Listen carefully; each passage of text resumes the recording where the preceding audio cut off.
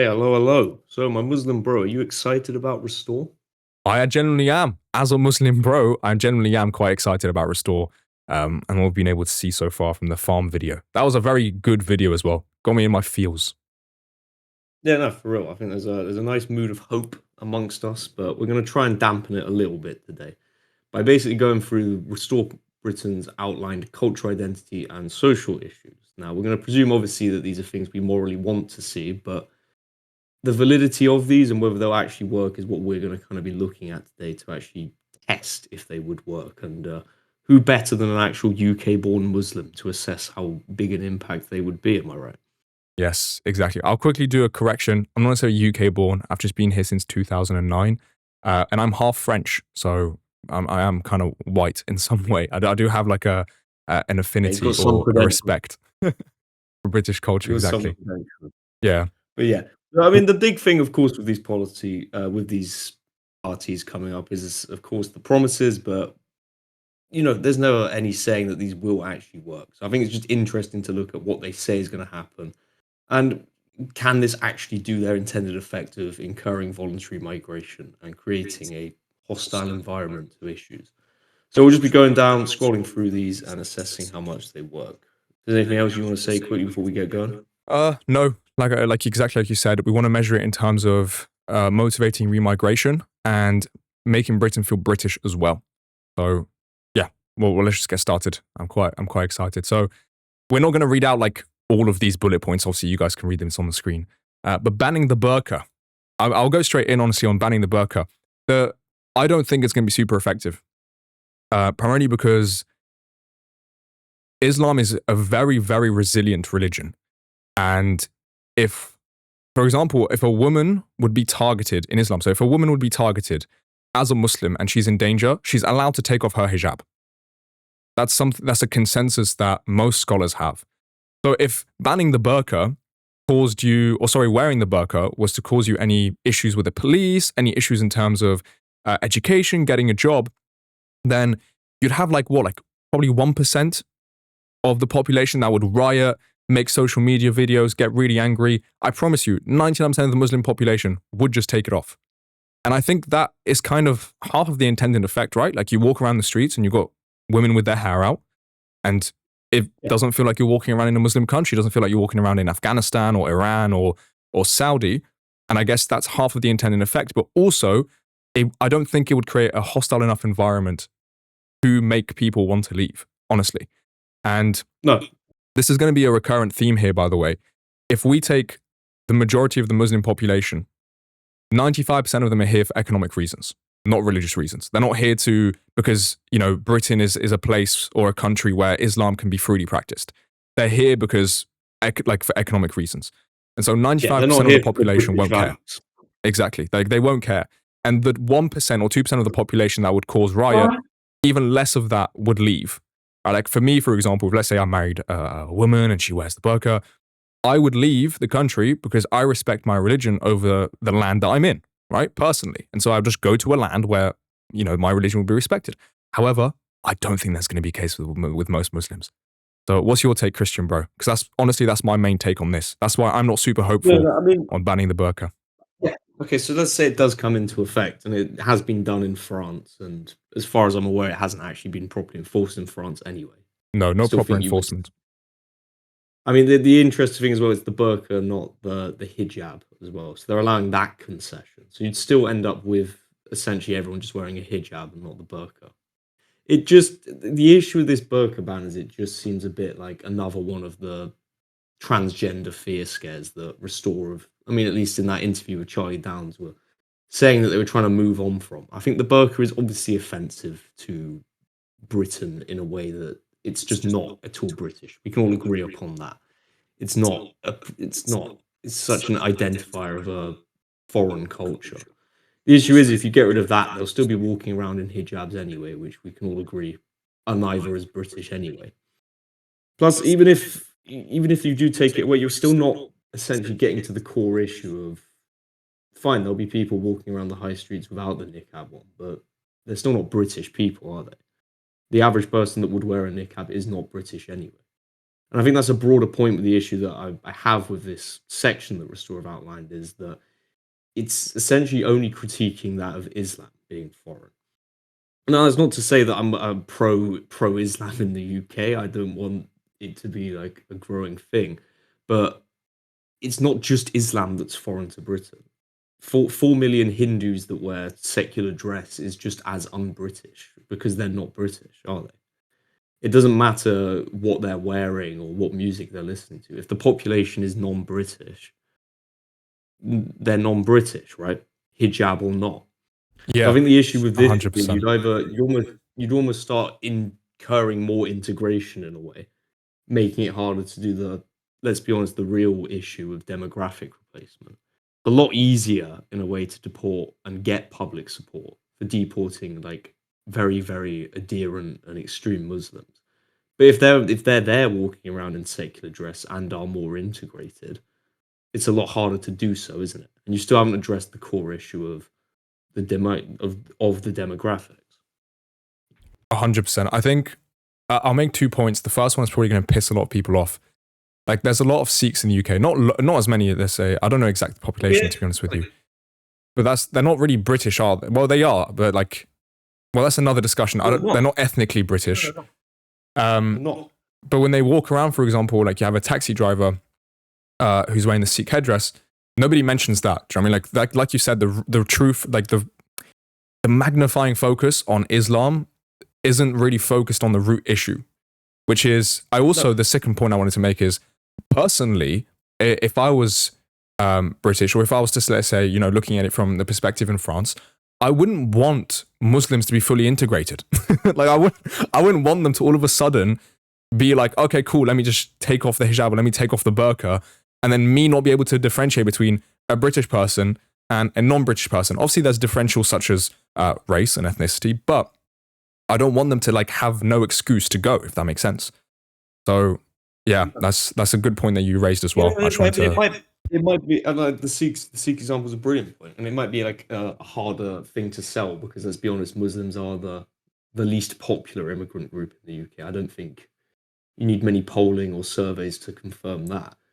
But it's that logic of you'll see reform posing with Sikhs, because Sikhs are somehow this sort of lauded immigrant group in the UK. I mean, it's just ban the burqa. It's not ban the turban for the Sikhs. It's not ban what's the Jewish hat, the kippah, or whatever it's called. You see what I'm saying? All of these are differential to British identity.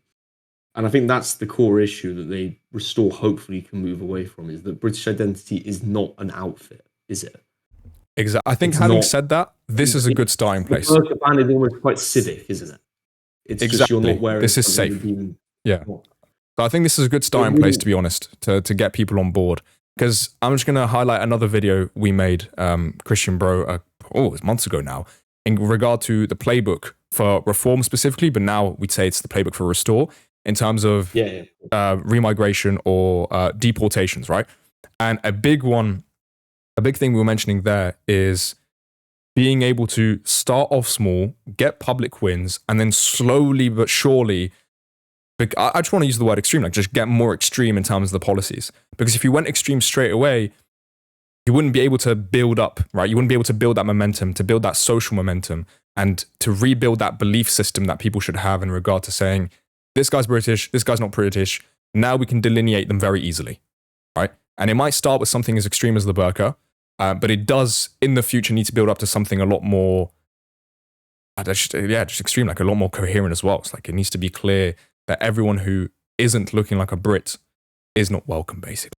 And again, it sounds extreme saying that now, but if it doesn't lead up to that, then I think that's the non-issue part again of look. I don't mind in a way if an ethnically British person is dressed in I don't know, like a full-on Japanese outfit every day, right?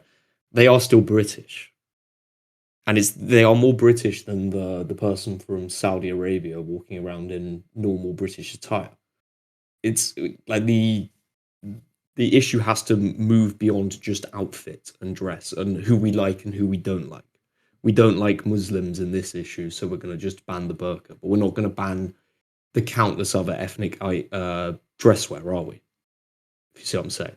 Yeah, no, I Like, definitely see what you're saying there as well. there has to be that policy shift away from it.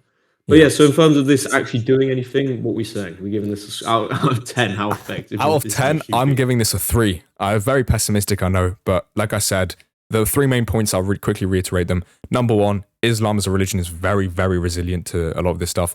Number 2, it will just, like, you might have a bit more relaxation from Muslims in terms of what they'll do. And number 3, the people who this would affect and motivate them to remigrate, like, they're a tiny portion of the population. Most of them would just, like I said, take it off, cool, let me live without it, right? So, Yeah. I mean, if you're given the option of, okay, continue getting social housing, but I have to downgrade from a burqa to a hijab, I really don't think anyone's going to be moving away for that. exactly. And that comes from I mean, if reading anything, who the Muslim population the is. effect would be. Surely the effect would be anyway. I'd like this is where you'll know more than me, but like the sort of woman that would wear a niqab anyway. Like I'm presuming that's from a very strict husband. Yeah. Yeah, Presume. yeah. It'll tend to be from I mean, either a cultural or like an actual practicing husband. So there's 2 sides to it, I'll be honest with you. There's the more cultural aspect, which is like without the intention of pleasing God, but just the intention of pleasing your husband. But then there's the truly practicing Muslim woman who's probably married, and she actually cares a lot about this stuff. And yeah. I mean, yeah. My point is that if your husband's like that anyway, surely he's just going to ban her from going outside. Like it's just gonna. Yeah, It's that's still so gonna be true. there on the map. Because That's so it's, true. it would just be right. Okay, well, don't leave the house then. Like you can go do your exercise in the garden. Like they're not gonna. It's not gonna have this big effect. It's not. So yeah, we'll give that a low 2 out of 10. I mean, Yeah, I'm 2 out of not. 10, 3 out of I'm 10. not in principle. I'm not against, but I don't want it just to be that. If we're Yeah, gonna have this as a principle, it needs to be all cultural wear that isn't British. exactly. I just want to make a It can't. final kind of point that I think is a meta point for all of this stuff is that the Muslims and a lot of the immigrants that are here for economic reasons, not to practice the religion freely. Because they never had that Yeah, I issue in don't their get that land. into your head. That's a really Get that important into point. your head, people. Yeah. Banning Sharia Okay, courts. Sharia court. Well, do you want to start, Christian, bro? Because I've literally got like one point here that I think will knock this down a bit. But yeah, I want to hear your perspective. I was. I mean, obviously, I'm against Sharia courts. Absolute shocker, I know. But I mean, this is a bit more of an item than the burqa, I will say, just because the Sharia court in itself operates as a parallel governance system. It is at least an institution separate to the main court, and obviously, in terms of just pure power politics, it's useful to get rid of something that isn't part of your network, of course. I mean, again, like there's tons of stuff I disagree with in that Sharia court, but it's not as if just banning these courts will fundamentally alter those morals for Muslims, will it? It's not as if we ban Sharia courts, suddenly they're going to be in favor of allowing divorce, is it? Or they're going to just suddenly stop these forced marriages. It's not. I mean, it's embarrassing we have them. I think close them down, sure, but again, it's not going to A, change the perceptions of Muslims, and B, I don't think it's going to again incur migration. It's not as if we have Sharia courts in a lot of European countries with a lot of Muslims in. Yeah, the issue I have with this one in terms of what we said earlier is our KPIs, right? Our North Star in terms of what we're aiming for. People just follow Sharia law at home. Like, oh, cool, my court can't back me up here. I'm just going to get my family to pressure my wife to do this, or I'm going to get my community to help me with this. Like, I completely agree. Power politics, it should not be a parallel legal system. In fact, it should not be a legal system at all. And I'm not saying this as a Muslim. Obviously, I believe it should be, but like that's beside the point.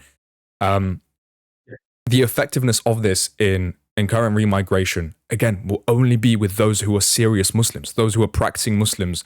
But again, we're talking like under Go on. 100,000 people. Yeah, like it's tiny percentage. It's a tiny percentage. And a quick thing I want to show here in terms of like only British courts under British law. This is like I said, if this is the primary thing that gets maintained, what you'll find happening is that people, let's say Muslims getting married, won't get married under British courts. And so they'll have their marriage that is, recognized by the religion, but not recognized by the state. And so all you're going to have, in my opinion, is more mess to clean up That's the way I'm looking at it, to be honest, Christian, bro. It's like, this is going to create more of a mess. By having the legal system, right, by having it as a genuine legal system that's recognized, it also means, and this is in my opinion the direction in which they should go down, is policing it more strictly and understanding it more to have control over it slightly and to allow and maybe disallow certain things than completely getting rid of it. Because when you completely get rid of it, you're going to have and I know this sounds very rude and I'm not a self-hating Muslim at all, obviously, but you're going to have the already retarded Muslims who don't even understand a single word of the Quran, who just apply what they think is right. Or you have these extremist sheiks, right, who will tell them they can do this and tell them to do that. And so in terms of social cohesion, I generally think banning Sharia courts may cause more problems than it fixes. In power politics, it's a benefit. However, causing remigration and maintaining social cohesion or Britishness, I think will generally just cause more problems. I'm being like, just from being straight up there. It's a fair take. I mean, the point I would want to highlight in as well is the point below. Many Sharia councils pressure women into remaining in abusive marriages. And it sounds cold-hearted to say, but so what, in a way? Yeah, who's going to marry them? Who else is going to marry them? This is essentially an issue that's going around the globe in any culture with a Sharia court in it. It's not an issue, in a way, if a Bengali couple are being forced to stay in an abusive marriage. Okay, that's not changing the demographics, is it? Sure, we can liberalize them a bit, but it's kind of on that point again of, if you ban Sharia courts on this moralizing effect of protecting Muslim women, again, you're just integrating them further into the British culture. And also, I'll go back to my other point as well. Are we going to ban Hindu practices that are taking place in this country? Are we going to ban arranged Hindu marriages? Again, they're not British, are they? They don't go along with the traditional Christian values. The Sharia court one, I think, I would get them gone, but it's just not the big issue, is it? It's something separate to these communities that they practice that we find abhorrent. But it only affects them in their isolated communities. Get them gone for security reasons, sure, but in terms of incurring remigration, no, it won't work. And also, it's just this hyper focus on Islam as the big issue. It can't just be Islam that's the big issue. All the different cultural aspects have to be the big issue. The blanket ban should be on all cultural aspects that go against Britishness. It's not just Sharia courts; it's Hindu caste systems and Hindu arranged marriages, or Jewish practices like circumcision. I mean, I'd be curious if that would be something they'd ever tackle themselves either. So, I mean, that's where I'll leave it on my opinions on Sharia courts. But again, so we'll give this an out of 10 compared to the burqa.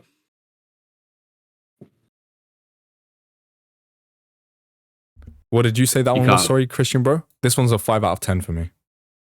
5 out of 10? Yeah, no, I'd agree. I'd rather see it implemented than the burqa ban. Yeah, again, definitely. With our kind of critiques, I do want to make it clear as well, we're not against these policies being enacted in isolation. It's just the deeper meaning of them that we're more critiquing.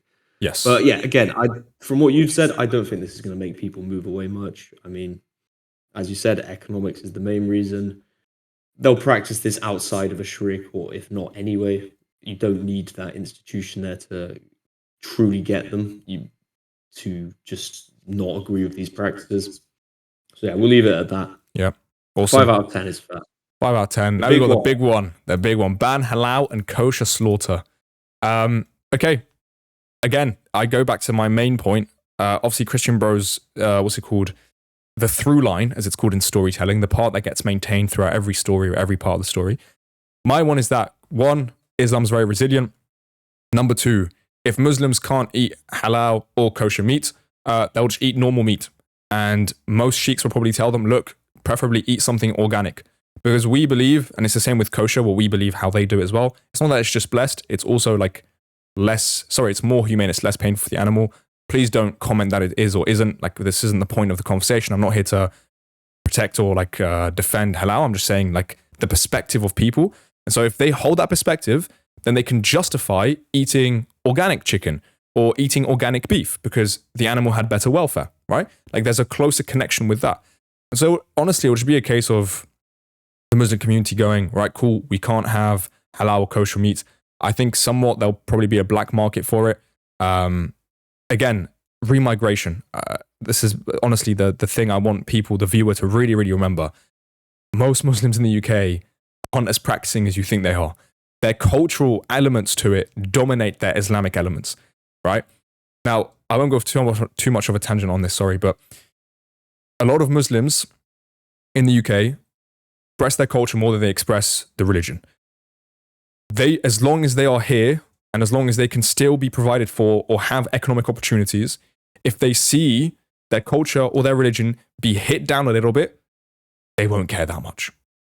They might shout on social media, they might rally in the streets a little bit, but most of them won't care. And you definitely aren't going to find the Uber driver rallying on the streets because he's too busy doing like a 12-hour Uber shift. So the ones that you were trying to get rid of, or like see who's the real culprit, if you will, who's the real enemy, marching in the streets, it's like the people in privileged positions will be the ones marching anyway. So that's my point. I know it's like, it sounds like I'm repeating myself, like I'm a broken record. Oh, but like Islam's resilient. Oh, but like people don't care that much.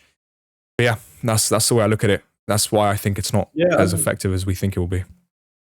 I mean, there's a lot to say on this one. I mean, the first good thing is they included kosher, at least. Yeah, that's true.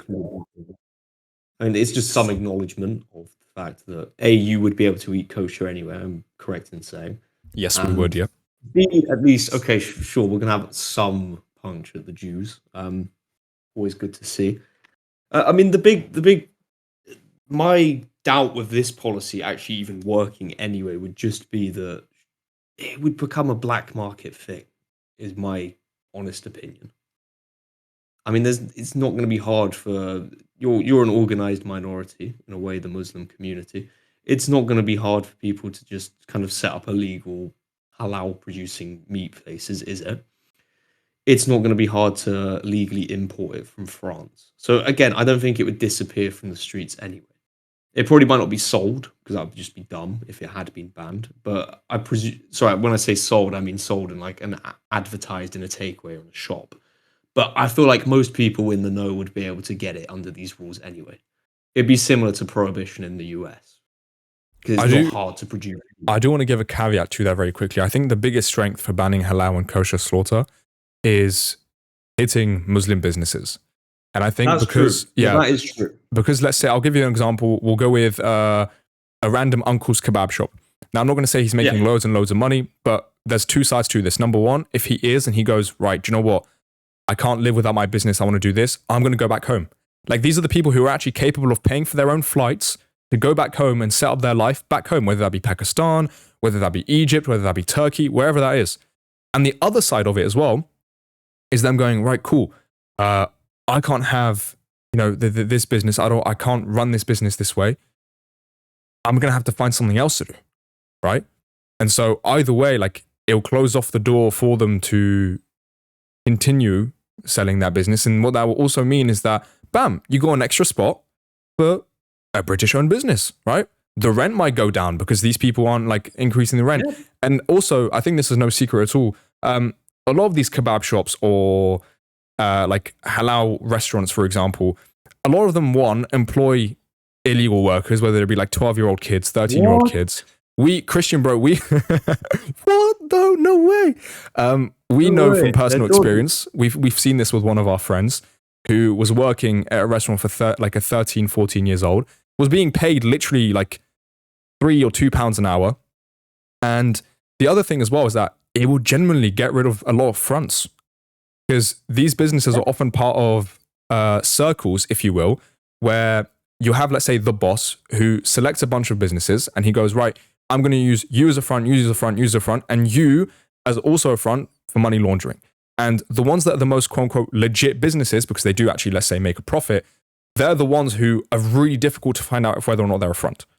And so I think it will also attack a little bit with the crime aspect. So if we focused on Muslim businesses, if we focused on like in restaurants, I think that could be really effective. But banning it as a whole, I think there's other aspects to that as well. So let's give me some hope pilled on this issue, because it is at least an economically targeted policy here, and that this will actually affect business owners. So that is good. That is good. But I think the fundamental issue, and it's the one I've been keeping on raising, is this just affects Muslims. How will this make the millions of Indians that have come over leave? I mean, most of them are vegetarian anyway, aren't they? It's not going to get them out. It gets one group out, but it does nothing for that other group. But in a way, I'll give it a 6. I'm going to give it a 6 out of 10 on this one, just Yeah, because I do agree I agree. it will affect the kebab shops. Although, saying that, they probably can still sell to Westerners, of course. But in a way, it could help. In a way, it could help. I mean, at least the halal butchers, for one, would at least be gone. That's at least one portion of the Yeah, that's minute true. economy.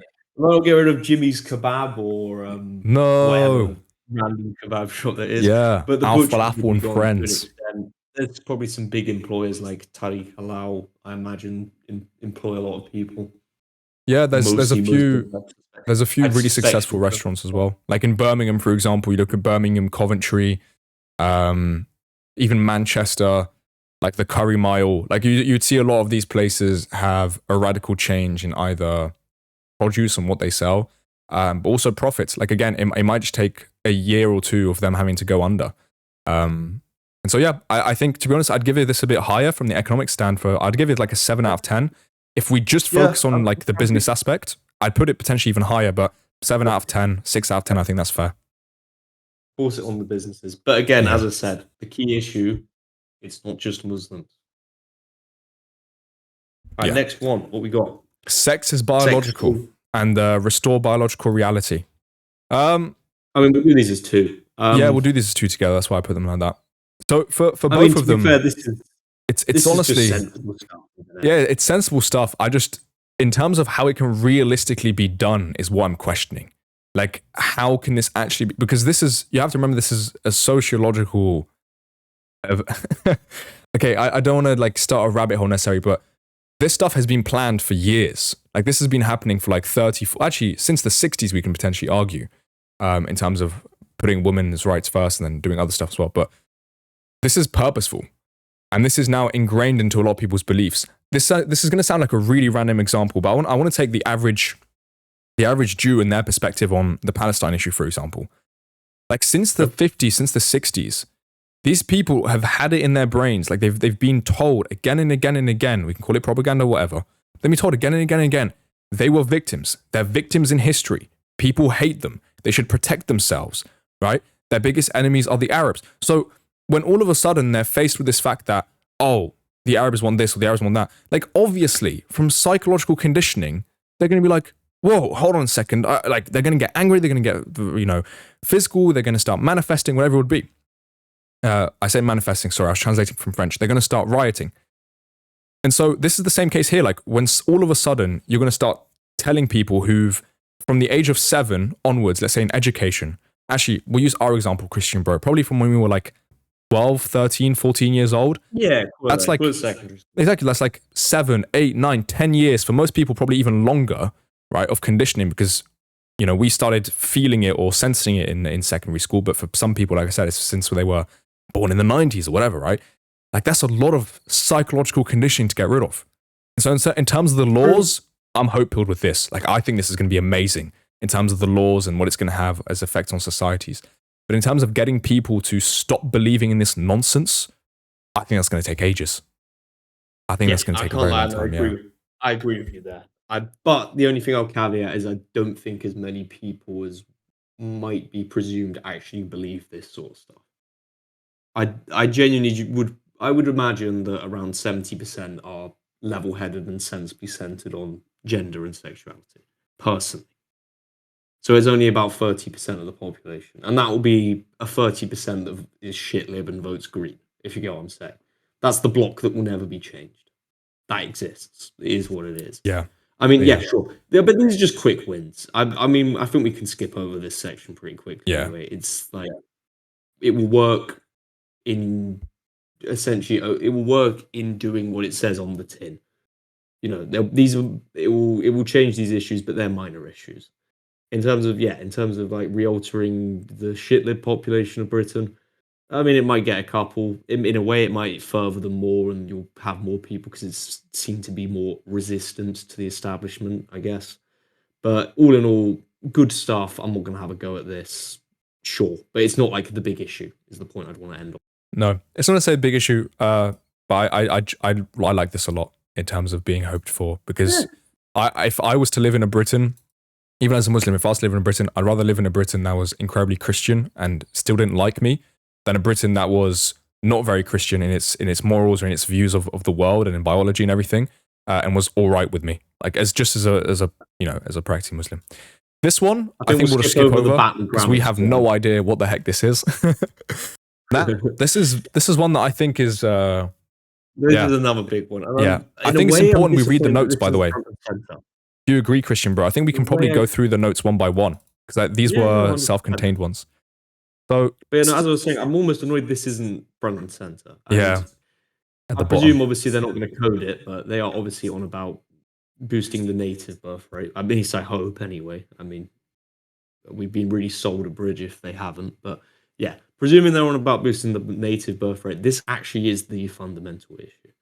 Because, look, let's be honest, we're not going to deport every single non-British person from this country. That's just not going to happen. I don't think even the most optimistic people would think that, and I don't even think many people would want that. I personally wouldn't want every single person to go. But then the issue must be then that we have to fundamentally increase the British birth rate. And that is also a monumental exercise in altering social conditioning to do so. And it also requires big economic recoveries. So we'll go, as you said, we'll go for it. So slashing taxes for working families, I mean, that's obviously a good part. Yeah, this one I just want to caveat real quick. This will work incredibly well if you also got rid of a lot of the immigrants, because then wages will increase naturally.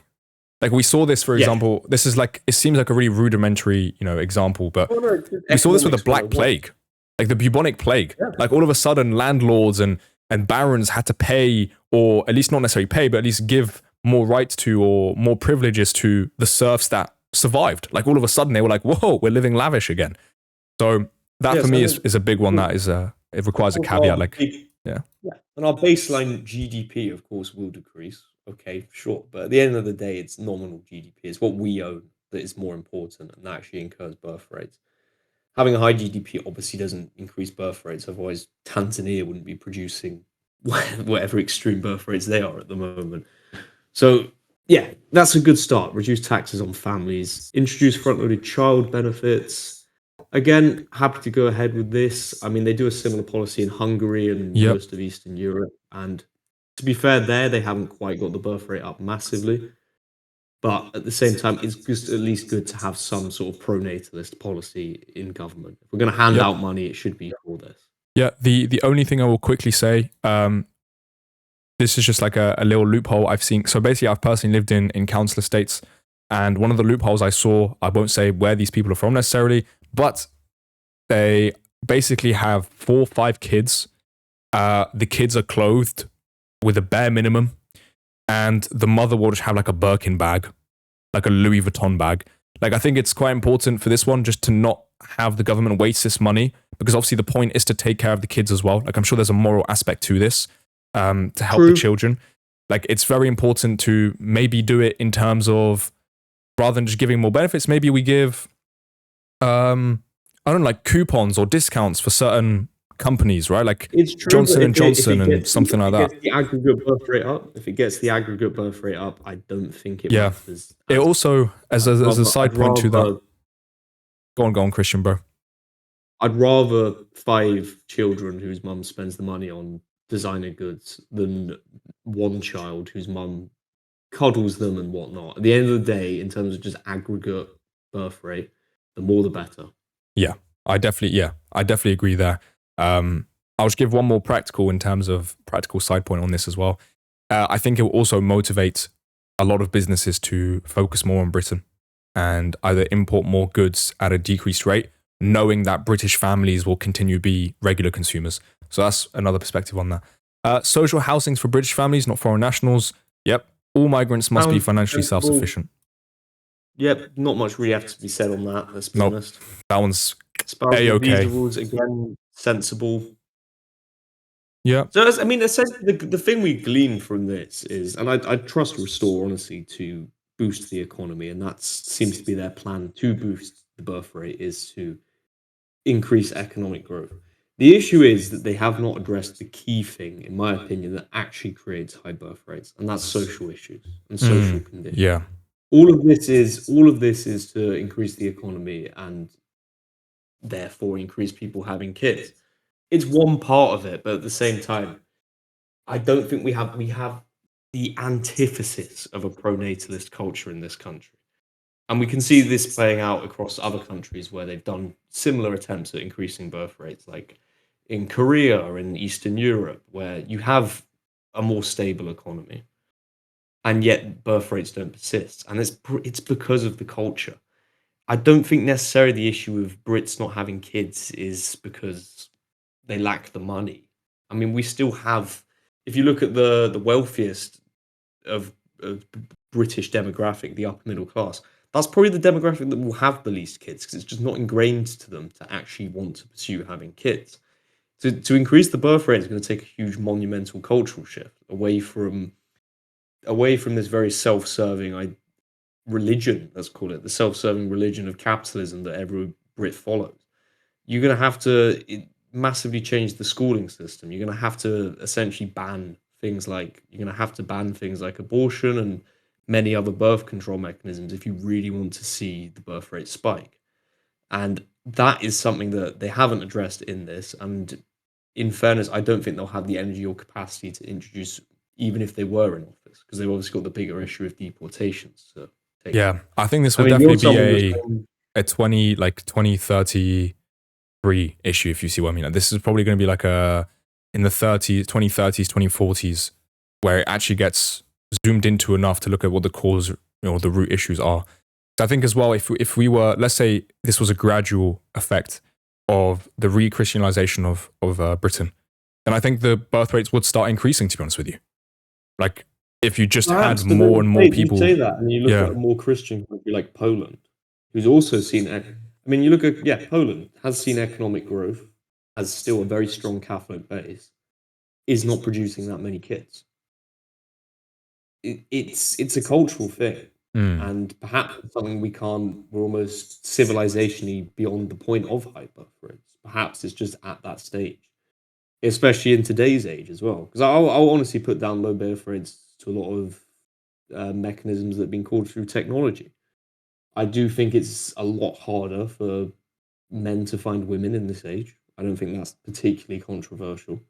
Because beyond paying for the kids, it's also, can you actually find someone that you can have kids with? If you get what I'm saying, it's an incredibly competitive dating market, and that's something that would have to be fixed. You'd also have to fix the issues of what women see as their purpose in life, to be honest. And that's something that would take absolutely decades of social re-engineering to revert what has already been socially engineered into. Yeah, I think it's going to take decades to revert and then another couple decades to also instill the new belief.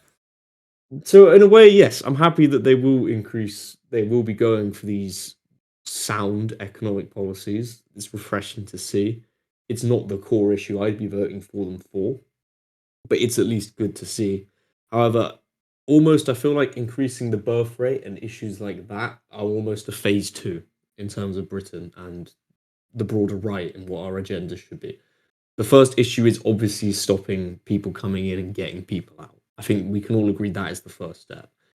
But stuff like boosting the birth rate, yeah, that might almost be phase two once Restore have, well, God willing, done what they've said they'll set out to do.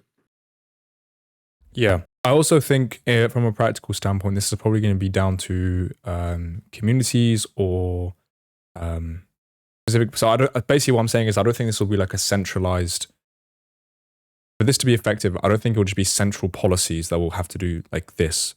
Maybe central policies to help the culture overall, but I think you'll have to come down to communities working together to help young people be motivated to be married, show the benefits of having a what's it called, like a stable family and things like that. Like I know, for example, personally, a lot of guys in university who aren't religious, they're British and they don't. The reason they don't talk about marriage is because they see one, like you said, Christian bro, like incredibly difficult in the dating game to find somebody. The second thing is, and I know this sounds bad, they're almost disillusioned with women. Like they don't think a lot of women are worth marrying, and therefore not worth having kids with. And I know I'm focusing here. I'm not trying to put the blame on women. Obviously, a lot of women might think, oh, like these men aren't worthy. Like a lot of them are financially unstable, whatever it would be. Viewers, but yeah, but like I don't. Do you know what I mean? I also don't know the perspective of women. I'm not one. But yeah, like it's a big social problem. Like you said, it will require phase 2. And it's also not one I think you can summarize in how many bullet points is that? 5 bullet points. Because those are great economic benefits, but isn't the birth rate party, no, of course. My point is to that veil. This is an issue that's almost too big to be the bottom of the page. And fine, they're including it, but that's why I meant it will be a grassroots thing, like the community grassroots thing. Like it will have to be something that people take upon themselves to try and make the change. I don't think it's a burden that Restore will be able to take on. No. It needs. What would happen is you'd have a party like Restore, who are obviously centered on immigration, right? You'd have a party whose core thing is boosting the birth rate if you wanted to get it done, because it would take monumental stuff. Like you'd have to probably ban things like you'd have to ban social media for one. You'd have to introduce very, very pro-natalist social policy. Yeah, you'd have to ban the pill, like you said, ban abortion. Yeah, like you'd have to. You genuinely would have to do that. Motivate people to get married or whatever. In summary, I mean, look, there's stuff to look forward to about Restore, and to be fair, I think this section as well isn't their main thing. Their main thing will be deportations, and that will be what we hold them accountable to. It's just more the logic of this section that I'd be a little, not pessimistic about per se, but a little wary of, in that, again, the focus has to move beyond this kind of counter-jihad framing, right? That is not the one issue affecting Britain. There's for every Muslim in this country, there's about 3 other non-British immigrants that aren't Muslim, right? If you get what I'm saying, it can't just be the focus on Islam. Yeah, 100%. And I'll reiterate the same points. At the same time, if we can get these stuff done, I will take them. Yeah, that's another thing as well. Is for me, the way I look at it is they're very good first steps. Generally, they're very good first steps. Will they have the intended effects? Not really. No. Like, we gave the ban the burqa a 2/3 out of 10, primarily on measuring the effects it will have. But in terms of being stepping stones, in terms of seeing a gradual change, or even not gradual, even a minute change in Britain, all of these will have an effect. And so if we measure these as potential step ones of a multiple step process, then I think we can be very optimistic, to be honest with you. But if we were to see these as the final goal, I would be just incredibly pessimistic. So I hope, I generally pray to God that Rupert and the entire, Restore team have big plans. Like, they're very ambitious. Because if we were to just look at this and be like, if these are the final steps, then yeah, I don't think, yeah, you can get rid of Muslims. Maybe you could be very hostile towards Muslims. But like you said, Christian, bro, that doesn't really solve the root problem. You're not going to see more British people than today. You might see the same amount, or potentially even less, because all the other ones are like, hey, they hate the Muslims. Now that I'm a Hindu, I'm chilling. And you said, like, I can hate Muslims too, right? Like, hey, I got something in common with the Brits. So yeah, that's our perspective overall. In terms of the whole thing, do you think we could give the whole thing a mark? Sorry, you finish your point, Christian, bro. Well, yeah, it's just summarizing. For every Abdul, there's 2 Indians. But yes, in general, I agree with you mainly. If I was to give this a mark, I'll give it a 5 out of 10 in terms of, I don't think any of this will really be super effective, and I do fundamentally just disagree with this single counter-jihad framing. But again, I don't want to be too doom-pilled and say I don't want this stuff to happen. So we'll leave it at that, I'd say. Yeah, awesome. Yeah, we'll leave it at that. We won't talk about the counter-jihad framework in terms of where that comes from as well. Anyway, thank you very, very much for watching. We appreciate you if you were to leave a comment and tell us about your thoughts, maybe how you would rate this from preferably a very realistic, your opinions can be formed on your identity, but make sure it's also measured on the same 2 criteria that me and Christian bro gave, unless you think there's a third criteria which we should have taken into consideration, and potentially these might be considered more or less successful. But if you enjoy these kind of videos, we believe What would you like to, like, what's the phrase you usually like to say, Christian, bro? Like giving you a frame to think with, giving you a frame to react with. Give the viewers the Yeah. quick There's no quick point. roundup There's no there. point ever react. There's no point reacting to the news if you don't have a fundamental frame to think about it with. Always try and develop your understanding just beyond reacting in the moment, and have a logical framework that you can view new things through. But yeah, to summarize, because we've been yapping a while. Thank you very much for listening. Subscribe, like, and we'll see you soon. God bless. Thank you very much for watching.